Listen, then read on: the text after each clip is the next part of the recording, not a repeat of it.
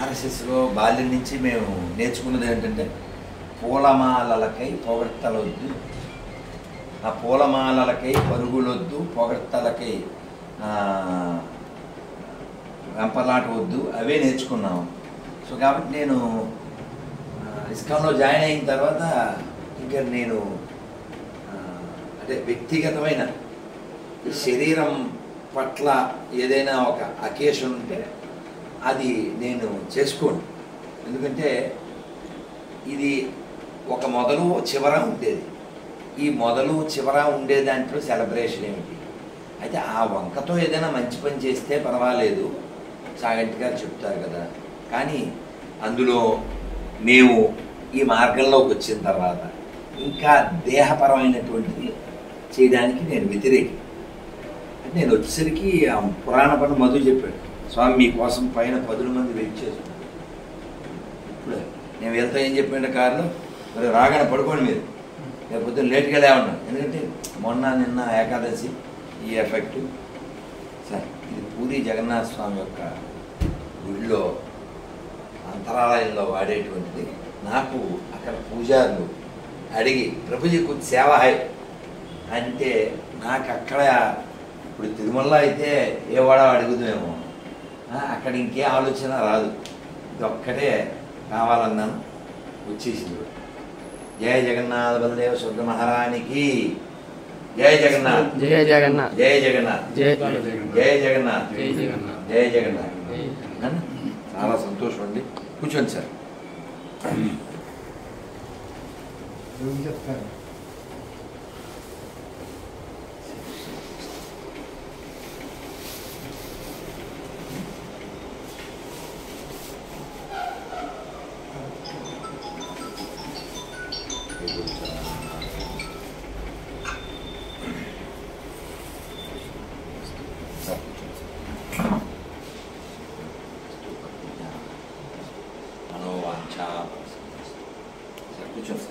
అంత కాకపోయినా మేము ఏదోలాగా మాకు కూడా పర్పస్ ఉంటాయి. అవకాశం ఉన్నంత మేరకు ఎక్కడ ఇబ్బంది లేకుండా చేసుకుంటారని ఆశిస్తున్నాను. అది మీ సంస్కారం, మీ యొక్క హృదయం చాలా చాలా ఆనందం ఉంది. అంటే మీరు ఆడంబరాలకు అన్నింటికి దూరంగా ఉండి చేస్తున్నారు, మేము ఆడంబరాలు దూరం అవలేకపోతున్నాం. ఇంకా ఆ జ్ఞానం ఎప్పుడు కలుగుతుందో తెలియట్లేదు అనుకుంటున్నాం. కానీ ఇప్పుడు మేమే మీలాంటి వారి వల్ల తప్పించుకోలేకపోతే మీరుండేదే మీలాంటి వాళ్ళ మధ్యలో కదా. అయితే ఒక్క ముచ్చట చెప్తాను, కూర్చోండి సార్. నాన్న ఈ ఫ్యాన్ కూడా వేయినా వినిపించిందండి. తగ్గించి వినిపించింది కొంచెం తగ్గించి రెండు తగ్గించి పెట్టండి.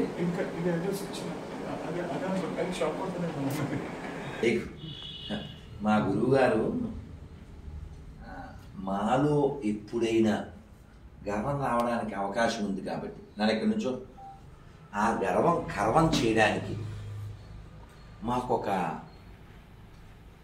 ఉదాహరణ మాత్రంగా నన్ను కూర్చోండి ఒక కథ చెప్పారు. అదేమిటంటే ఆ కథ ఏమిటంటే ఒక ఇల్లు ఖాళీ చేసి వెళ్తున్నారు. ఇక్కడ నుంచో ఒక ఇల్లు ఖాళీ చేసి వెళ్తున్నారు.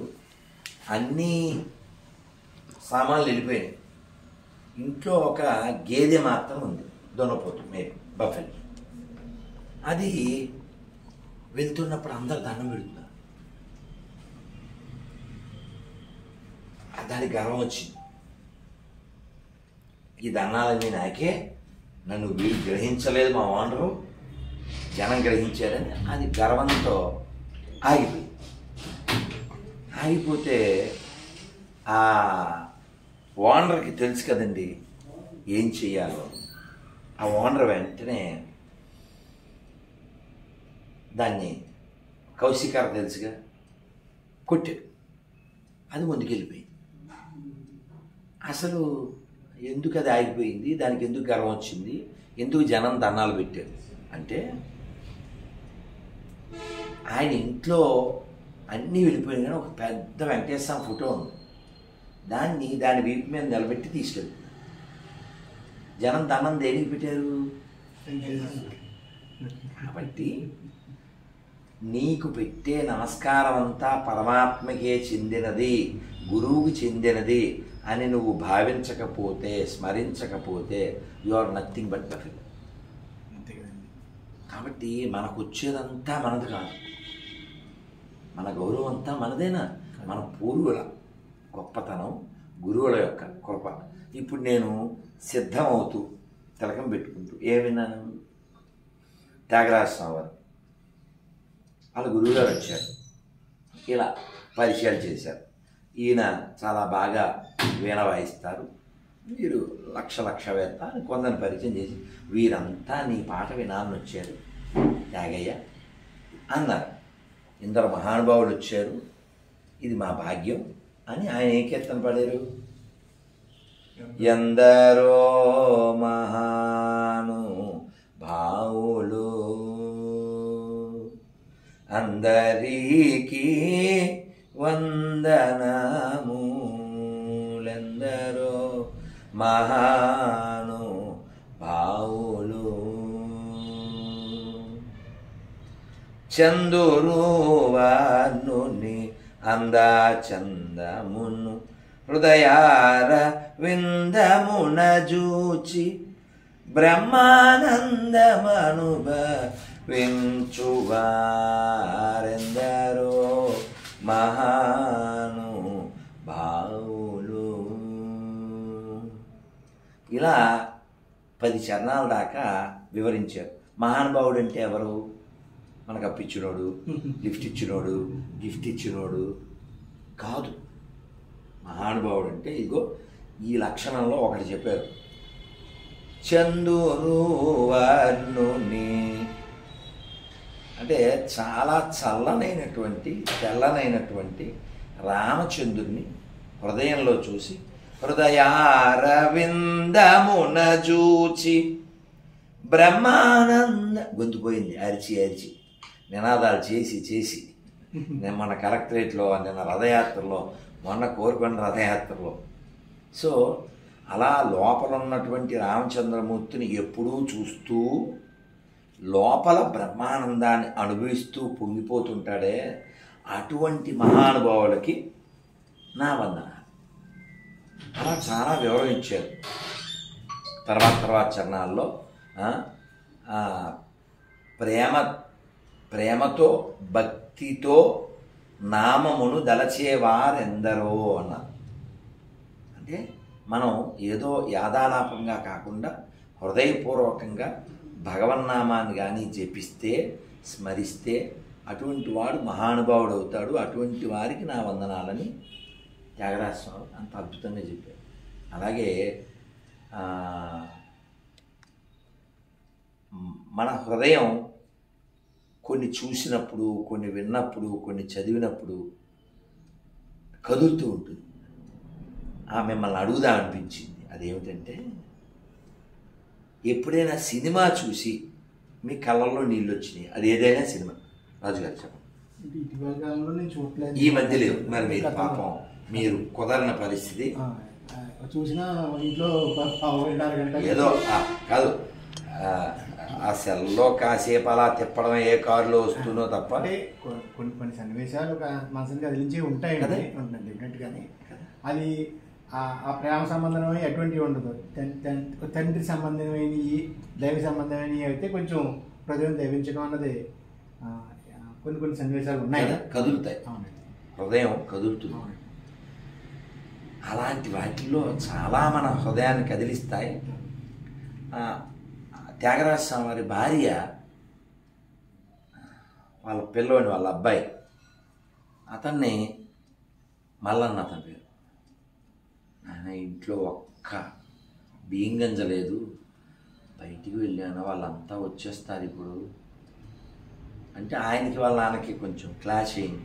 ఈయన మెత్తగా ఉంటాడు అని ఏంటన్నా అంటాడు వాళ్ళ అబ్బాయి. నేను వెళ్ళను, నేను ఎందుకు అడగాలని పట్టించుకోడు. ఈయన చాలా నెమ్మదిగా సౌమ్యంగా అలా కూర్చుంటాడు. ఆవిడ, ఏమండి వాళ్ళంతా వచ్చేస్తారు ఇప్పుడు అతిథులు, ఇంట్లో చూస్తే ఏమీ లేదు అంటే, నేను నమ్ముకున్న రాముడు నాకు అన్యాయం చేయడు, నువ్వు నమ్మిన సీతమ్మని అడిగి చూడు అని చెప్తారు.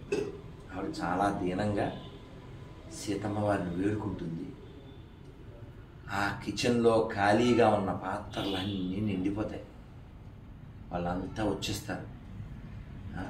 ఇంతలో అలాగే రాముల వారి దగ్గర ఏడుస్తూ ఆవిడ తలవాలు చేస్తే వాళ్ళ పిల్లొచ్చి అమ్మ అమ్మ ఒకసారి రావే అని చేయి పట్టుకుని తీసుకెళ్తుంది. అలా తీసుకెళ్తే ఆ పాత్రలన్నీ నిండిపోయి ఉంటాయి. ఆ నిండిన పాత్రల్లో పదార్థాలతో ఉంటే ఆవిడ వెక్కి వెక్కి ఏడ్చి అమ్మ సీతమ్మ ఇలా స్పందించి ఇలా అందించావా అని అందరూ వచ్చేసరికి వడ్డిస్తుంటే చిత్రం ఏంటి తెలుసా,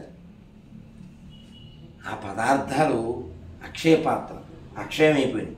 అలా వడ్డిస్తుంటే మళ్ళీ నిండిపోతున్నాయి. వాళ్ళు ఏం వడ్డిస్తే. అందుకని మీరు ఒక్కసారి ఎనాలిసిస్ చేయండి, పరిశీలన చేయండి.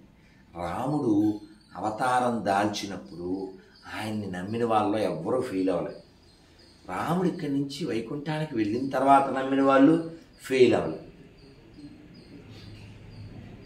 మరి ఆలోచించద్దా, ఎవరిని నమ్మాలో ఎవరిని విడిచిపెట్టాలో ఒక ఎవిడెన్స్ ఉంది. ఎప్పుడో రాముడు సరే, మరి మొన్న రామదాసు గారు నమ్మారు గోల్కొండలో. మరి ఆయనకి తర్వాత దర్శనం ఇచ్చాడు, ముందు శత్రుపక్షానికి ఇచ్చాడు. ఆ కాయిన్స్ రామ మాడలు ఇప్పటికీ రుజువుగా ఉన్నాయిగా. శత్రువైనా ఆయన ఎంతమంది ఏం చేసుకున్నాడో మరి కదూ. అది ఆయన కూడా మరి కదా. దానికి వేరే వాళ్ళు చెప్పారు, ఈ తానీషా గత జన్మలో శివభక్తుడని చెప్పారు. ఏదైనప్పటికీ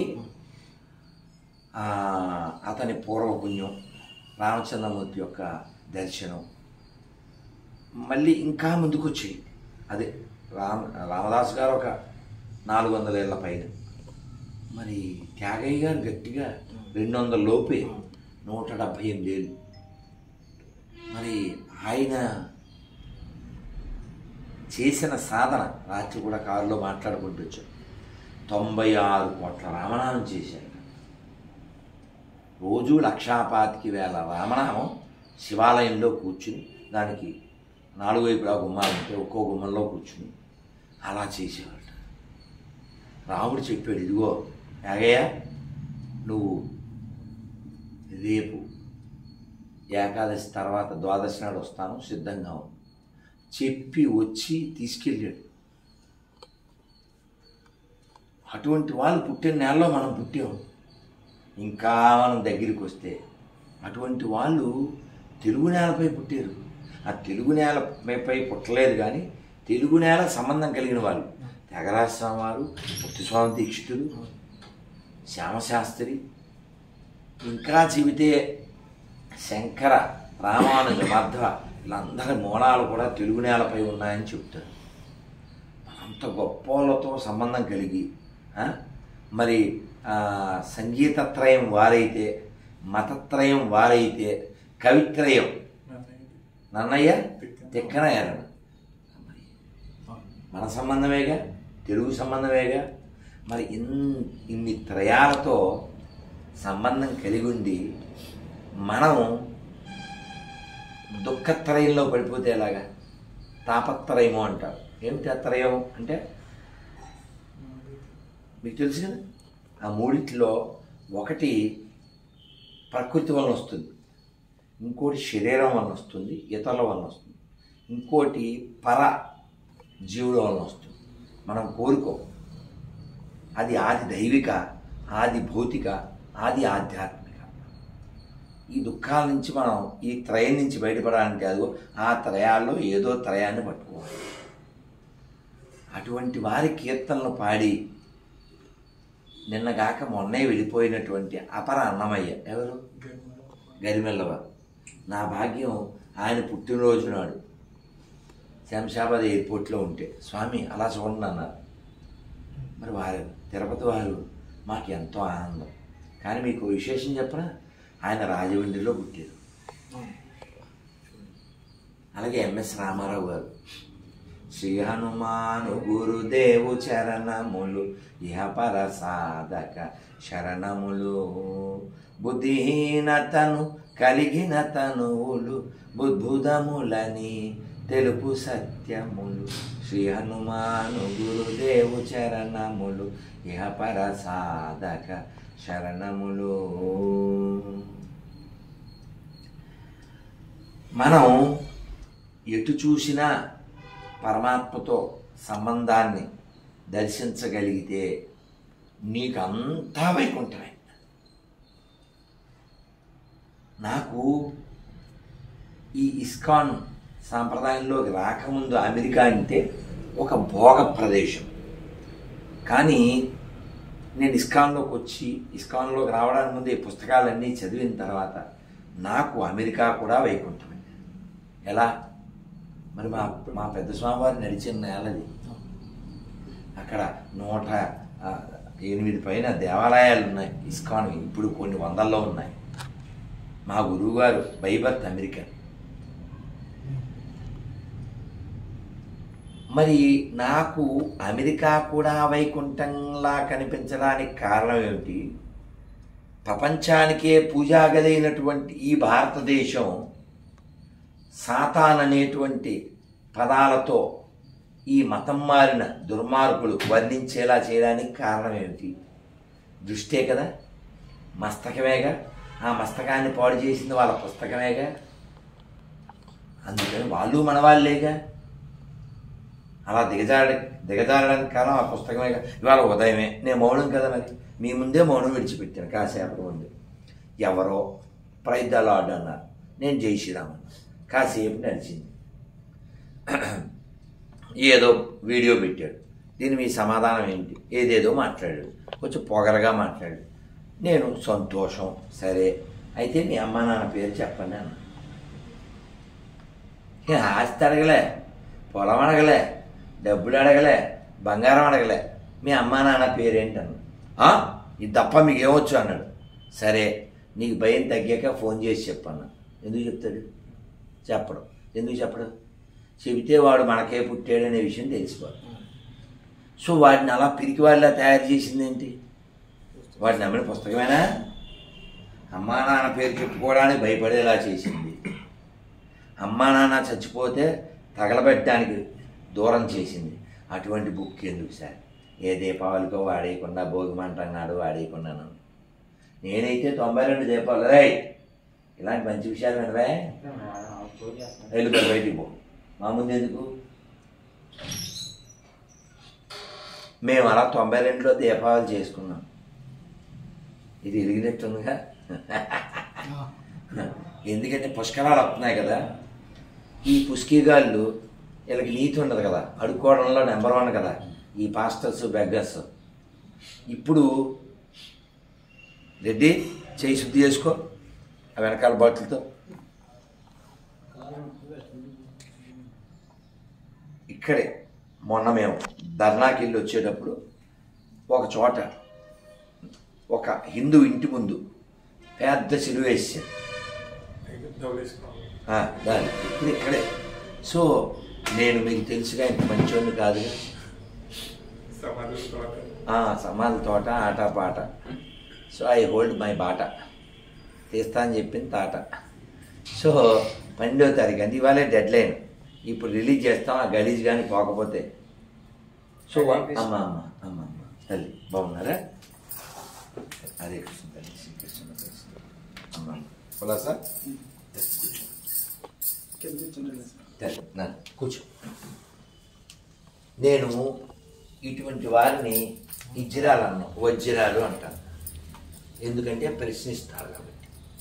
ధర్మం కోసం వాక్కుని, సమయాన్ని, శారీరక కష్టాన్ని ఇచ్చి ప్రలోభాలు వచ్చినా కూడా నిలబడతారు కాబట్టి. ఇలా కాకుండా మన రోడ్డు మీద చాలామంది కనబడుతుంటారు, అది వేరే కథ. అయితే వాళ్ళు అలా దిగజారడానికి కారణం ఏంటి? కేవలం ధనం. వాళ్ళ దేవుడు చవట అని చాలాసార్లు వాడు దేవుడు అనుకునేవాడు, వాడు దేవుడు కాదు, వాడు చవట అని చాలాసార్లు నిరూపించబడింది. కానీ మన చవటల వలన అది పెరుగుతుంది. మనం చిన్నప్పుడు చదువుకున్నాం, బలవంతుడు నాకేమని పలువురితో నిగ్రహించి పలుకుట మేలా, బలవంతమైన సర్పము చలిచీమల చేత చిక్కి చావదేశం.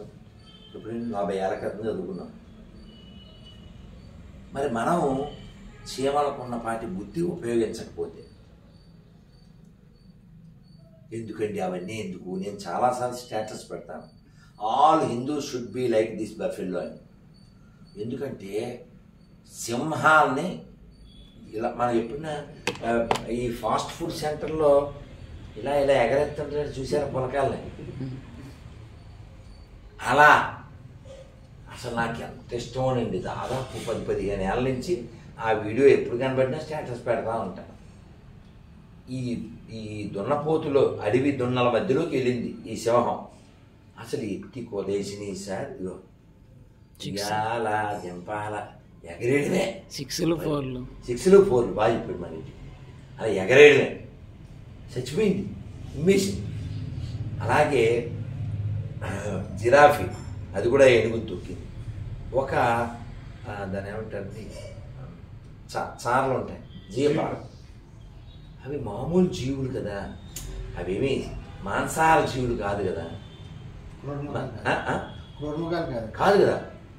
అవే క్రూరముగానే కూర చేసేస్తే మరి నువ్వేంట్రా? కాబట్టి ఆ పౌరుషం అవన్నీ ఎందుకండి, పక్కన పెట్టండి. మొన్న మధ్య చూసాను సార్, ఉడత సార్, ఉడత దాని పిల్లని పాము ఎత్తుకొచ్చి ఇది కొరికేసింది సార్. అక్కడ ఎక్కడ కొరికేస్తే పాము చచ్చిపోయి దాని పిల్లని ఎత్తుపోయింది సార్. ఉడత సార్, ఇంకా చిన్నది ఎలక సార్. వీడియోలు తీసిన దండం పెట్టాలి. ఎంత పిల్ల, దాని పిల్ల పాము ఎత్తుకుపోతే అది అటు ఇటు చూసి రోడ్డు కూడా దాటి దాన్ని తరిమేసి తోక దగ్గర కొరికితే పిల్లను వదిలేస్తే మళ్ళీ పిల్ల పట్టుకెళ్ళిపోయింది సార్. అరే చెక్కులారా కుక్కలారా, ఒక ఎలక్కే ఓ ఉడతకున్న పౌరుషం లేకపోతే మీ బతుకులు ఎందుకురా? గోదాట్లో దూకి సావలా. అందుకే నేను కొత్త చెప్పులు సార్ నిన్న కొనుక్కున్నాను. దేనికి వాడతాను అంటే, ఎవడైనా అన్ని మతాలు సమానం అంటే వాడతాను సార్. 10 లక్షలు ఇస్తానని కూడా చెప్పాను నిరూపిస్తే. కాబట్టి ఈ నపుంసకులు మన మధ్యలో ఉండడం వలన. చావా సినిమా చూసారా? చూడండి ఒకసారి ప్లీజ్ సార్. హిందీలో చూసాను నేను, తెలుగులో కూడా చూశాను. నేను హిందీ సినిమా చూశాక ఆ వీడియో టైటిల్ ఏం పెట్టా అంటే, చావా సినిమా చూడండి లేకపోతే చావండి. ఎవరో మొన్న ఫోటో పెట్టారండి, చావ కలిగిన చావా అని చెప్పి కింద మన 2 చెక్కల మీద ఎలాడదీసిన శవాన్ని పెట్టి చేవలేని జావా. అబ్బాయి మీకు చేవ కలిగిన చావ పైన, కింద ఏమో చేవలేని జావా. సో కాబట్టి మన వీరుల గడ్డ ఇది, పోరుగడ్డ. అందుకని ఈ ఎర్రగడ్డ వాళ్ళకి మనకి అది సంబంధం లేదు, అవసరం లేదు. నేను చాలాసార్లు చెప్పాను, మనంతా మారిపోదాం, అంతా మారిపోదాం. ఇప్పుడు ఎవడో ఇంటర్వ్యూకి వస్తున్నాడంటే ఓ ఛానల్లో, నేను మౌనంలో ఉన్నప్పుడు వాళ్ళు ఫోన్ చేశారు, గురువారు వాడిని క్వశ్చన్లు అడగాలి, కొన్ని చెప్పండి అని. వాడికి చెప్పేసి వస్తాను. చాలా చాలా సంతోషం సార్ మళ్ళీ మనం కలవడం. అయితే నా కోరిక మీతో చెప్పాను, మన యొక్క పొజిషన్ని, మన యొక్క వాక్కుని, మన ధనాన్ని, మన శక్తిని ధర్మం కోసం, దేశం కోసం ఉపయోగించకపోతే అది ఎంత పెరిగినా వృధాయే. స్వామి వివేకానంద చెప్పారు. కాబట్టి మనం మన ఫోర్హెడ్ మీద ఒక్కటి రాసుకుని ముందుకెళ్ళిపోతే ధర్మ రక్షణ జరుగుతుంది. అదేమిటంటే, నేనేం చేయగలను, ఇది ఒక్కటే అనుకోగలిగితే చాలు. ఏం చేయగలం మనం కదా కదా అన్నిట్లో కొన్ని చెప్పండి. ఏం చేస్తే ఇప్పుడు ఉండేటువంటి స్థితి నుంచి, ఎందుకంటే ఇప్పుడు ఆంధ్రప్రదేశ్ ఒక ప్రమాదకరమైనటువంటి స్థితిలో ఉంది. కొన్ని వేల చర్చిలు ఇష్టమొచ్చినట్టు కట్టారు. మొన్న జీవో పాస్ చేసి మళ్ళీ వెనక్కి తీసేసుకున్నారు.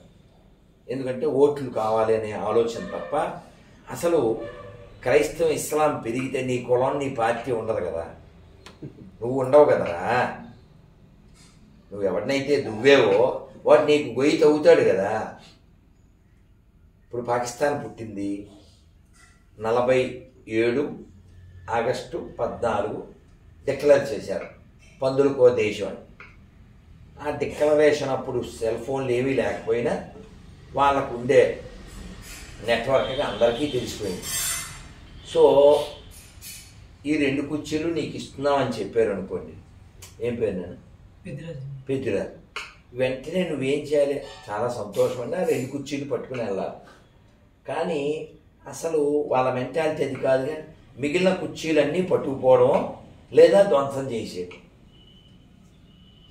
ఆ కాన్సెప్ట్తో నిన్నటి దాకా అంటే ఆగస్టు 13 వరకు బయ్యా అని పిలుచుకున్న వాళ్ళు తెల్లారేసరికి విధ్వంసం.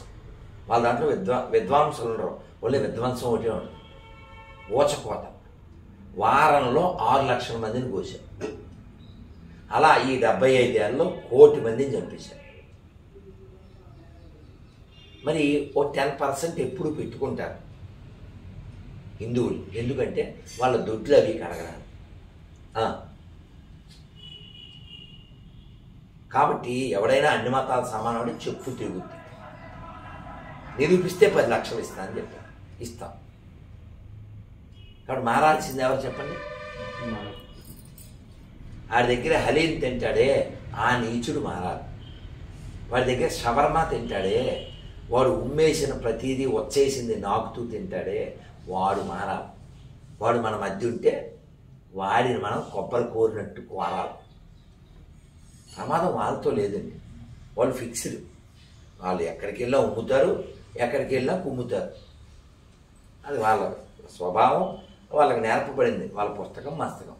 అంబేద్కర్ గారు చాలా స్పష్టంగా చెప్పారు, మీరు పార్టీషన్ చేయకండి, చేస్తే మొత్తం ఎవడైతే మత ప్రాతిపదికన ఈ ఒక దేశం కావాలని అడిగాడో వాళ్ళందరూ ఆ జాతి వాళ్ళు అటు వెళ్ళిపోవాలి. అక్కడుండే హిందువులంతా ఇటు వచ్చారు. కానీ మన పొట్టోడు ఎఫెక్టు, మన చెవిడో పువ్వాడు వీళ్ళ ఎఫెక్ట్ వల్ల ఇంత నాశనం అవుతుంది. 10 రాష్ట్రాల్లో హిందువులు మైనారిటీ.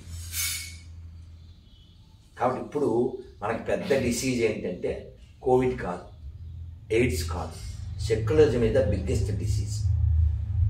ఎందుకంటే అది గుట్టెట్టుకుంటాడు, వాడిని కనిపెట్టలేదు. క్రైస్తవుని ముస్లింని కనిపెట్టచ్చు. ఆ టోపీనో ఇలా ప్రసాదం ఇచ్చినప్పుడు ఆ రియాక్షన్. కాబట్టి మన ఇంటి దొంగల మధ్యలోంచి చావా సినిమా చూశారని ఎందుకు చెప్పారంటే వాళ్ళ మేనమామలే పట్టించారు. చూడండి సార్, చాలా పెయిన్గా ఉంటుంది. చందోగమాత్య అసలు తలుచుకుంటేనే నిస్పృహ వచ్చేస్తుంది. వాళ్ళని తెగనదిగితే ఒంట్లో ఓపిక లేకపోతే హే రాజే మై నమక్ హూ అంటాడు. నై ఏ కవిరాజ్ ఆప్ మేరీ మాకా తిలక్ హై. ఆయన గొంతు అలా ఏడుస్తూ ఉంటే అలా ఒంట్లో మరి సత్తు లేదు కదా, అలా అలా అడుగులు వేస్తూ అలా దూరం అయిపోతాడు. ఎంత వేదనండి. సినిమాలో అంతా చూపించలేదు, ముక్క ముక్కలు చేసి నదిలో పడేశారు సార్. ఒక్కరోజు చంపలేదు. నన్ను తొందరగా చంపేయండి, నా ప్రాణం తీయండి అని అంత బాధలు పెట్టారు. అలా భరించాడు. ఎందుకు భరించాడు? ఇదిగో మనం బొట్టెట్టుకోవాలని, మనం పూజలు చేసుకోవాలని. वो भगवान नहीं, शिवाजी और संभाजी भगवान नहीं. आप भगवान का पूजा करता है ना, उसकी कारण है. శివాజీ సంభాజీ భగవంతుడు కాదు, కానీ నువ్వు భగవంతుని పూజ చేసుకోవడానికి కారణం మాత్రం వాళ్ళే. అగర్ శివాజీ నహీ హోతే సారే హిందుస్థాన్ సుంతి పోయే. కాబట్టి మనం భావితరాన్ని రక్షించాలి. హీరో అంటే శివాజీ, హీరో అంటే సంభాజీ, హీరో అంటే నేతాజీ, హీరో అంటే భగత్ సింగ్, హీరో అంటే ఆజాద్ చంద్రశేఖర్. ఇవి చెప్పడం మానేసి ఓ ఎండిపోయిన శవం గాడ్ అని ఫ్రాడ్ చేసి మ్యాడ్ ఫెలోస్ని తయారు చేస్తూ మన తల్లుల్ని నాశనం చేస్తున్నారు. సుజాత్కి మాయరోగమే, ప్రసన్నకి మాయరోగమే. ప్రసన్న ఎంత మంచి పేరండి. తిరుపతి దగ్గర ప్రసన్న వెంకటేశ్వర స్వామి దేవాలయం ఉంది, అమ్మవారి పేరు. అటువంటి ప్రసన్న ఈ పనికిమాల బైబిల్ ఎక్కి ఏం పాటలు పడతాయి? వాడే నా మగుడు, వాడే నా ప్రియుడు, వాడే డాడీ తెల్లసాను అంటది. ఇలాంటి మ్యాడ్ ఫిలోస్ని తయారు చేసిన ఆ ఫ్రాడ్ మతం భూమి మీద ఉండడం ప్రమాదం. ఈ పుణ్య భూమి మీద అసలు ఉండకూడదు. సో అందుకని మా నా రిక్వెస్ట్, టైం ఇవ్వండి, టైం ఇవ్వండి, మీ మేధస్సు ఇవ్వండి. అలాగే ఇప్పుడు దీన్ని చిన్నది అనాలంటే ఏం చేయాలి? చేయాలా? మరి ఏం చేయాలి? ఇంకో పెద్దది పెట్టాలి. ఆ పెద్దది సనాతన ధర్మం. అందుకని మనం నేర్పించకపోతే మరో బంగ్లాదేశ్గా, మరో పాకిస్తాన్గా ఈ రాష్ట్రం తయారవుతుంది. ఎందుకంటే అసలు ఈ రాష్ట్రానికి, ఈ దేశానికి దర్గాల వలన, చర్చిల వలన ఏ ప్రయోజనం లేదు. అచ్చడిలో బొక్క తప్ప. వాళ్ళకి జీతాలు ఇవ్వడం ఏమిటి? వాళ్ళ యాత్రలకి పైసలు ఇచ్చుడు ఏంది? మా గుళ్ళో ఉండి పెట్టేది ఏంది? మా గుళ్ళో డబ్బులు ఎత్తుకుపోయేది ఏంది? మాకు పైన CGF రాయడం ఏంది? ఎవరై సొమ్మురా గుళ్ళో పైసలు పట్టుకెళ్ళడానికి? పురుగులు పడిపోతారు. వాడి యాత్రకి వెళ్తే మేము పైసలు ఎందుకు ఇవ్వాలి? ఇంకో విషయం తెలుసా? అకార్డింగ్ టు ఖురాన్ వాడెవడు ఈ రాయితీల మీద హాజయాత్ర చేయకూడదు. తెలుసా మీకు? సో వాళ్ళు ఖురాన్ ఫాలో అవనివ్వకుండా ఇక్కడ మేం కట్టే ట్యాక్స్ డబ్బులు వాళ్ళకి ఇచ్చి ఇంకా ప్రజాస్వామ్యం ఉంది. అందుకే సెక్యులరిజం అంటే చెప్పు తీసుకోకూడదా అని చెప్పింది. అందుకు అదైందా? వాళ్ళు తీసుకుని కట్టుకుని వెళ్ళాలి. వాళ్ళకి 3 కన్ఫర్మ్ ఉన్నాయండి: జకాత్, నమాజ్, జన్నత్.